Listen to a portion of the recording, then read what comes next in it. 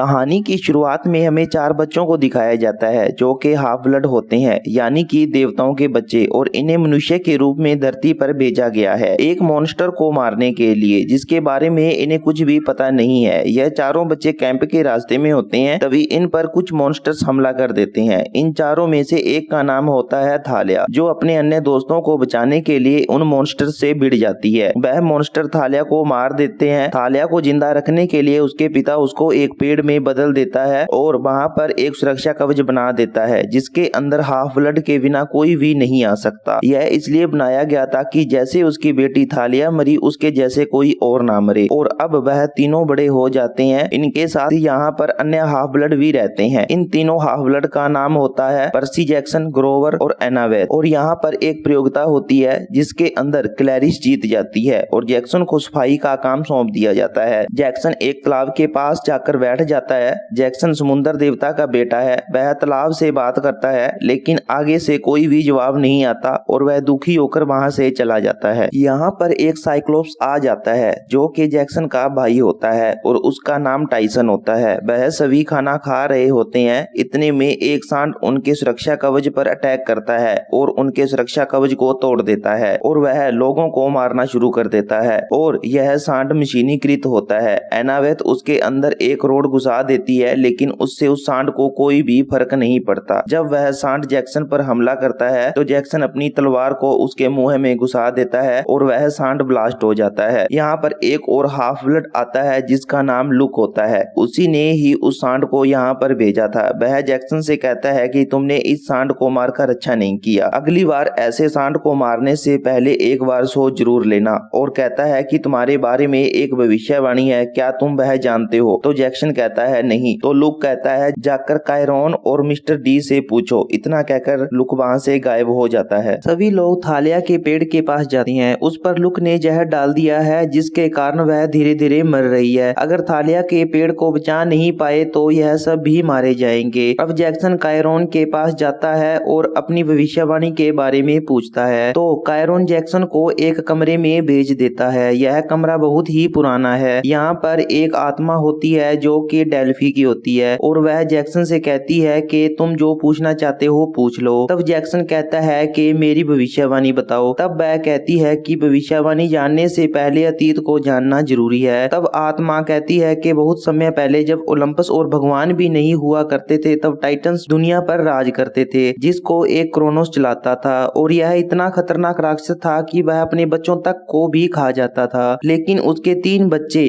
बाहर निकले, ज्यूस, हेडिस और पोसाइडन, जिन्होंने उस क्रोनोस को मारकर एक टार्टर्स में बंद कर दिया था। और वह आत्मा कहती है कि वह फिर से वापस आएगा दुनिया से बदला लेने, और यह तब शुरू होगा जब 2 हाफ ब्लड कजन आपस में लड़ेंगे। और अब जैक्सन कायरोन के पास वापस आ जाता है। दूसरी ओर एनावेथ को थालिया को बचाने का उपाय मिल जाता है और वह मिस्टर डी के पास जाती है और वह मिस्टर डी को बताती है कि गोल्डन फ्लीस से किसी को भी जिंदा किया जा सकता है। मिस्टर डी बाहर आकर सभी लोगों को उस गोल्डन फ्लीस के बारे में बताता है और इसको लाने के लिए क्लेरिस को चुनता है। जैक्सन क्लेरिस से कहता है कि जरा ध्यान से जाना, क्योंकि लुक भी उसी फ्लीस को लाने के लिए जा रहा है। तब क्लेरिस कहती है कि तुम चिंता मत करो। क्लेरिस वहाँ से निकल जाती है। दूसरे दिन जैक्सन और उसके साथी भी फ्लीस को ढूंढने के लिए निकल जाते हैं। एनावेथ टाइसन पर परफ्यूम छिड़कती है, जिससे टाइसन कुछ समय के लिए सही हो जाता है। इन्हें अब फ्लोरिडा जाना है। वहाँ जाने के लिए एनावेथ भूतों की टैक्सी मंगवाती है और वह चारों बैठकर फ्लोरिडा की तरफ निकल जाते हैं। भूत की गाड़ी इन्हें रास्ते में ही उतार कर निकल जाती है। यह सभी रास्ते पर जा रहे होते हैं। इतने में लुक के लोग आते हैं और ग्रोवर को लेकर वहाँ से गायब हो जाते हैं। अब जैक्सन और उसके साथी लुक के डेड के पास जाते हैं और लुक के बारे में पूछते हैं। वह उनको पीछे ले जाता है। लुक का डेड उनको एक टेप और एक बोतल देता है। टेप का प्रयोग किसी भी चीज को गायब करने के लिए होता है। लुक के डेड के पास 2 जादुई सांप होते हैं, जिनसे लुक के डेड लुक के बारे में पूछते हैं। तब वह सांप कहते हैं कि लुक योट में है, जिसका नाम एंड्रोमेडा है और वह अभी चेसस्पिक वीज से गुजर रहा है। और अब यहाँ से निकलकर वह वहाँ पे पहुँच जाते हैं जहाँ पे लुक का योट है। लुक का योट समुद्र के बीच में होता है, लेकिन इनके पास योट तक पहुँचने का कोई रास्ता नहीं है। फिर टाइसन अपने पिता से सहायता मांगता है और वहाँ पे